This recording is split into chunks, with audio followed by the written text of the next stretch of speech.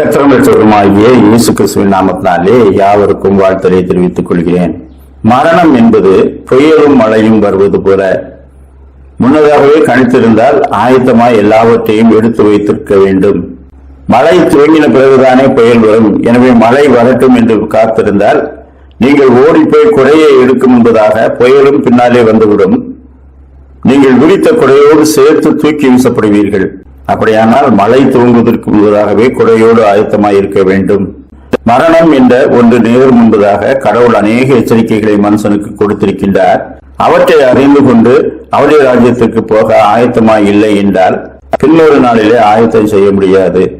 அநேகர் நாங்கள் இன்னும் பரலோகத்துக்கு போவதற்கு ஆயத்தமாய் இல்லை, இன்னும் சில காரியங்களை ஒழுங்குபடுத்த வேண்டியிருக்கிறது, அதிலெல்லாம் சீக்கிரத்தை ஒழுங்குபடுத்தி விடுவோம், எல்லாம் சரியான பிறகு நாங்கள் தேவனை சந்திக்க ஆயத்தமாய் இருப்போம் என்று தங்களுடைய ரட்சிப்பை தள்ளி வைக்கிறார்கள்.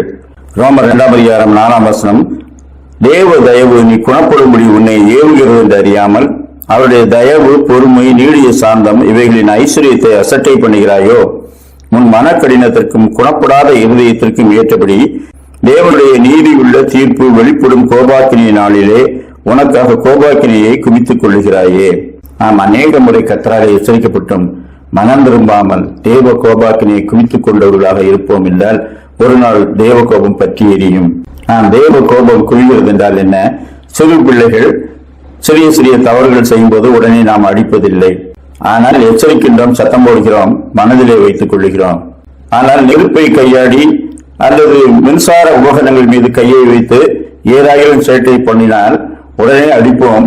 அடிக்கும் போது ஏற்கனவே செய்த சேட்டைகளுக்கும் சேர்த்து அடிப்போம். அப்படியானால் ஒவ்வொரு சேட்டைகளும் ஒவ்வொரு தவறுகளும் செய்யும் போது அவற்றையெல்லாம் மனதிலே வைத்துக் கொண்டிருக்கின்றோம். தேவனும் அப்படித்தான். அவர் நாள்தோறும் பாவியின் மேல் சினங்கொள்ளுகிற தேவன். ஆனால் உடனே தண்டிப்பதில்லை. இன்றைக்கு போகட்டும், நாளைக்கு பார்ப்போம் என்று விட்டு விடுகிறார். தேவ கோபம் குவிந்து கொண்டே வருகிறது. மனம் திரும்பி குணப்படாவிட்டால் தேவ கோபம் குவிந்து கொண்டே வருகிறது. அது ஒரு நேரத்திலே பற்றி எரியும். அதனால்தான் நாம் ஜாக்கிரதை உள்ளவர்களாக இருந்து இப்பொழுதே மனம் திரும்ப வேண்டும் என்று பரிசுத்த வேதாகமம் நமக்கு சொல்லுகிறது.